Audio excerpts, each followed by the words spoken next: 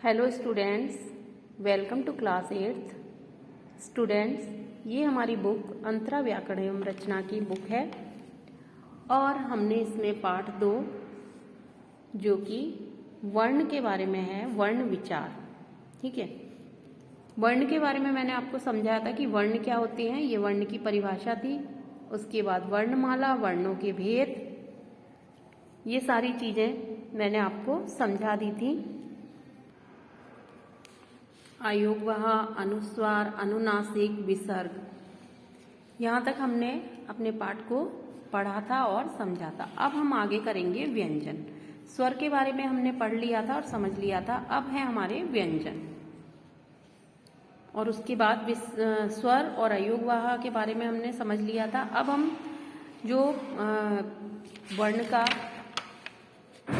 का जो तीसरा भेद है व्यंजन, उसके बारे में हम पढ़ेंगे। चलिए, व्यंजन जिन वर्णों के उच्चारण में स्वरों की सहायता ली जाती है, अर्थात जो वर्ण स्वरों की सहायता के बिना स्वतंत्र रूप से नहीं बोले जाते, उन्हें व्यंजन कहते हैं। व्यंजन स्वतंत्र नहीं होते हैं और ये स्वर की सहायता से ही बोले जाते हैं। व्यंजन के भेद, व्यंजन के 3 भेद होते हैं: स्पर्श व्यंजन, अंतस्थ व्यंजन और ऊष्म व्यंजन। ये व्यंजन के भेद हैं। अब हम पढ़ेंगे कि स्पर्श व्यंजन क्या होते हैं। सभी बच्चे ध्यान से समझेंगे। क से लेकर मां तक व्यंजन स्पर्श व्यंजन कहलाते हैं। इनके उच्चारण के समय श्वास वायु विशेष उच्चारण स्थान को स्पर्श करती हुई बाहर निकलती है। इन 5 वर्गों में 5-5 व्यंजन हैं। प्रत्येक वर्ग को पहले वर्ण के नाम से जाना जाता है। जैसे क वर्ग है तो क, ख, ग, घ, ङ। च वर्ग में च, छ, ज, झ, ञ। ट वर्ग में ट, ठ, ड, ढ, ण। त वर्ग में त, थ, द, ध, न। प वर्ग में प, फ, ब, भ, म। और अतिरिक्त वर्ण हमारे कौन से हैं? ड़ और ये ड़, यानी कि जो ये ड होता है, इसके नीचे हम बिंदी लगा देते हैं। जैसे हमको लिखना है पढ़ाई, पढ़ाई शब्द हम लिखेंगे तो ये वाला ड़ लिखेंगे। अगर हमको लिखाना है लड़की, ठीक है, तो ये वाला जो ड होता है इसके नीचे बिंदी लगानी है।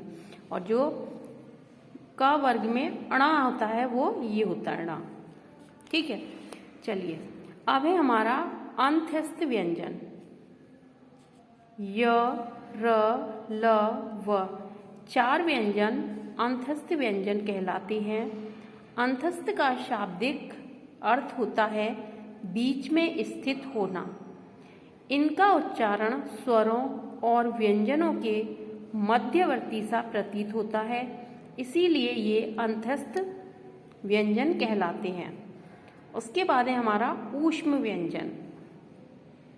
श, श, स और ह 4 व्यंजन ऊष्म व्यंजन कहलाते हैं।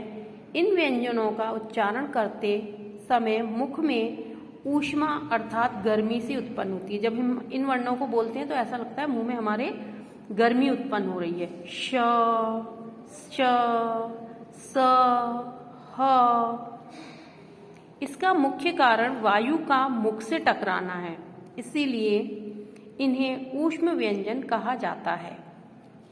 अब है हमारा वर्णों के उच्चारण स्थान।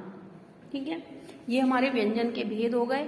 अब वर्णों के उच्चारण स्थान, यानी कि कौन सा वर्ण हमारे मुंह से तालु से बोला जाता है, वायु तालु से टकराती है, दांतों से टकराती है या कंठ से टकराती है, ये सारी चीजें अब आपको इसमें समझाएंगे।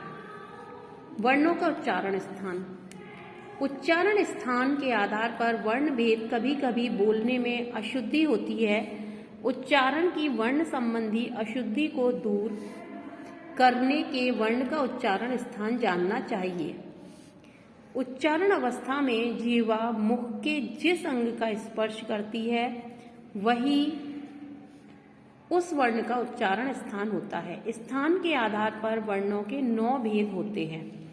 अब देखिए, कौन सा वर्ण है जो हम बोलते हैं तो हमारे जो जीभ होती है वो कहाँ टकराती है। ठीक है, आप इसको खुद अपने आप जब बोलेंगे तब आपको महसूस होगा। दंत, ठीक है, दांत से हमारी जीभ टकराती है जब हम कौन से वर्ण बोलते हैं, त, थ, द, ध, न, ल, स। उसके बाद मूर्धा, ट, ठ, ड, ढ, ण, ड़, र, श, री। उसके बाद ओष्ठ यानी कि होठ से प, फ, ब, भ, म, उ। उसके बाद तालु से च, छ, ज, झ, ञ, ई,